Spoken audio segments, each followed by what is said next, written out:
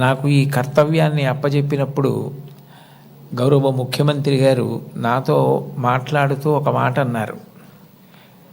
నైతికత అన్నది కుటుంబంలో ప్రారంభం కావాలి. తల్లి మాట వినడం, తండ్రి మాట వినడం, అన్నదమ్ముల్ని ప్రేమించడం ప్రారంభమైతే సమాజాన్నంతటినీ ప్రేమించడం తనంత తానుగా అలవాటవుతుంది. ఇవాళ కుటుంబాలలో విలువలు తగ్గిపోతున్నాయి. కుటుంబ సభ్యుల మధ్య ప్రేమ, అవగాహన తగ్గిపోతున్నాయి.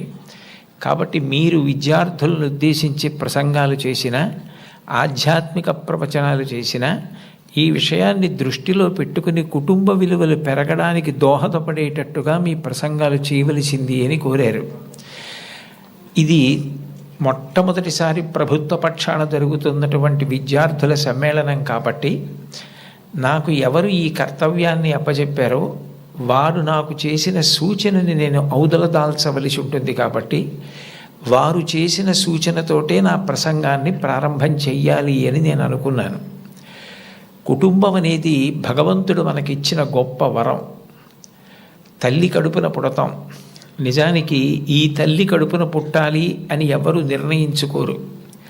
అమ్మ కడుపులో కటిక చీకట్లో తల కిందకి కాళ్ళు పైకి పెట్టి 9 నెలలు పెరిగిన తరువాత తాను విసర్జించిన మలమూత్రములలో ఉంచి పుట్టినటువంటి క్రిమికీటకములే కోమలమైన తన శరీరాన్ని కొరుకుతుంటే బాధపడలేక చిట్ట చివరికి ప్రసవమై తల్లి కడుపులోంచి బయటికి వచ్చినటువంటి శిశువు ఒక్కసారి 6 అడుగుల ఎత్తు ఉన్నటువంటి పెద్ద పెద్ద ఆకారాలు, దీపాలు, కాంతి, దానికి తోడు మాటలు ఇవన్నీ వినపడి శరీరావయవములు పనిచేయడం ఆగిపోయి మూత్రపిండాలు, గుండె మొదలైనటువంటివి కూడా ఆగిపోయే పరిస్థితి ఏర్పడితే అప్పుడు అమ్మ తొలి దైవమై ఆమె యొక్క స్థలము నుండి కోలోస్ట్రం అనబడేటటువంటి పసుపు పచ్చటి ఎరుపు రంగులో ఉన్న ముద్ద, ఒక ద్రవం విడుదలవుతుంది.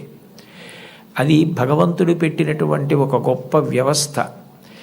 ఏమీ తెలియనటువంటి పసిపిల్లవాడు అంత భయానక స్థితిలో అటువంటి ఆకారాలు, వెలుతురు చూసి భీతిల్లిపోతే లోపల ఉన్నటువంటి మలం గడ్డ కట్టేసి నల్లగా అయిపోయి, బ్లాక్ స్టూల్ అంటారట దాన్ని, నల్లగా అయిపోయి ఆ మలాన్ని విసర్జించడం చేతకాక హృదయ స్పందన కూడా ఆగిపోయే స్థితి ఏర్పడితే అప్పుడు పిల్లవాడికి గొప్ప స్వాంతన కలిగి కే మొదలైనటువంటి విటమిన్లతో కూడుకుని మళ్ళీ లోపల ఉన్న ప్రధానమైన అవయవాలన్నీ పనిచేసి గడ్డ కట్టినటువంటి మలం బయటికి వెళ్ళిపోయేటట్టుగా చేయగలిగిన శక్తి కలిగిన కోలోస్ట్రం అమ్మ యొక్క స్థనం నుంచి విడుదలవుతోంది.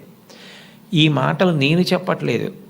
చాలా ప్రఖ్యాతమైనటువంటి ఒక గైనకాలజిస్ట్, ఒక డాక్టర్ గారు, రామాంజనేయులు గారని, వారు ఒక పుస్తకం రాశారు. ఆ పుస్తకం ఇంగ్లీష్లో ఉంది, మాతృదేవో భవ అని. ఆ పుస్తకంలో ఆయన వైద్యశాస్త్రాన్ని స్త్రీకి అన్వయం చేసి అసలు స్త్రీ అన్న ప్రాణి లేకపోతే ఈ సృష్టి లేదు, ఒకవేళ సృష్టి జరిగినా నిలబడే అవకాశం లేదు. తండ్రి కోట్లకు పడగలెత్తినవాడు కావచ్చు, గొప్ప అధికారి కావచ్చు, కానీ పుట్టినటువంటి పసిబిడ్డ ఆకలితో ఏడుస్తుంటే ఆ పసిబిడ్డకి పాలు పట్టగలిగినటువంటి శక్తి అమ్మకొక్కదానికే ఉంటుంది. నేను ఈ బిడ్డని రక్షించుకోవాలి అన్న తాపత్రయం, ఆ తిరుగులేని ప్రేమ అమ్మకి మాత్రమే ఉంటుంది. అది కేవలం మనిషిలో కాదు. మీరు ఏ ప్రాణిని తీసుకోండి, కోడి గ్రద్దని చూస్తే హడిలిపోతుంది. అట్లాంటి కోడి తన గుడ్లని పొదిగి పిల్లల్ని చేసిన తరువాత ఆ పిల్లలు కొంచెం దూరం వెళ్ళి ఏదైనా తింటూ ఉంటే ఎక్కడ గ్రద్ద వచ్చి పిల్లల్ని తన్నుకుపోతుందో అని మెడ ఎత్తిపెట్టి ఆకాశం వంక చూస్తూ కొక్కొక్కొక్కొక్కొక్కొక్కొ అంటూ, ఒకవేళ గ్రద్ద వస్తే 2 రెక్కలు ఎత్తిపెట్టి పిల్లలన్నింటినీ రెక్కల కిందకి తెచ్చేసుకుని రెక్కలు ముడిచేసి కంఠం ఎత్తిపెట్టి ముందు నా కంఠాన్ని కోసేసి అప్పుడు నా పిల్లల్ని చెనకు అని గ్రద్దకి ఎదురు తిరుగుతుంది. ఒక కోడికి ఎవరు నేర్పారు తన పిల్లల్ని కాపాడుకోమని? స్త్రీ ప్రాణి. కోడి పుంజుకు లేదు ఈ లక్షణం, కోడి పెట్టకుంది ఈ లక్షణం, ఆడ కుక్కకుంది ఈ లక్షణం, ఆడ పందికుంది ఈ లక్షణం. స్త్రీ ప్రాణి ఎక్కడ ఉన్న లోకంలో బిడ్డల్ని కడుపులో పెంచుకోవడం, కడుపుని గర్భాలయం చేయడం, కన్న బిడ్డలకి పాలిచ్చి పెంచి పెద్ద చేయడం, అంత అవ్యాజానురాగంతో స్త్రీ చేసేటటువంటి త్యాగం లేకపోతే ఈ సమాజం లేదు. భగవంతుడి మీద తప్ప అన్యం మీద స్తోత్రం చెయ్యని శంకరాచార్యుల వారు తండ్రి మీద కూడా చెప్పాల, అమ్మ మీద మాత్రం 5 శ్లోకాలు చెప్పారు.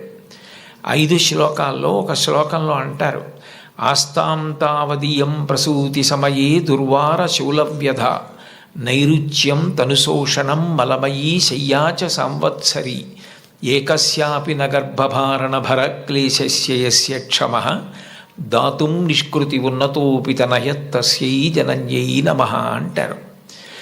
9 నెలలు కడుపు పెద్దదై వికారమును పొంది తాను వంగలేక పని చేసుకోలేక తిందామంటే ఆహారం సహించక ఎంతో కష్టపడి తాను మరణ సదృశమైనటువంటి వేదన పొంది అన్ని నిప్పులు పడి బిడ్డని ప్రసవించి ఆ బిడ్డకి పాలిచ్చి పెంచి పెద్ద చేసి ఏడాది పాటు చలికాలం లేదు, వర్షాకాలం లేదు, మంచంలోనే మలమూత్ర విసర్జన చేస్తే ఆ మలమూత్రములను తుడిచి కడిగి బిడ్డని రక్షించి తాను ఉపవాసాలు చేసి చిట్ట చివరికి అవసరమైతే పిల్లవాడు ఎంత పెద్దవాడైనా వాడికి ఏదైనా కించిత్ అనారోగ్యం కలిగిందంటే భయం వేసినటువంటి మనసుతో నా ఆయుర్దాయం కూడా నువ్వే పోసుకొని బ్రతుకని అనగలిగినటువంటి వ్యక్తి ప్రపంచంలో ఉంటే అది అమ్మ ఒక్కతే.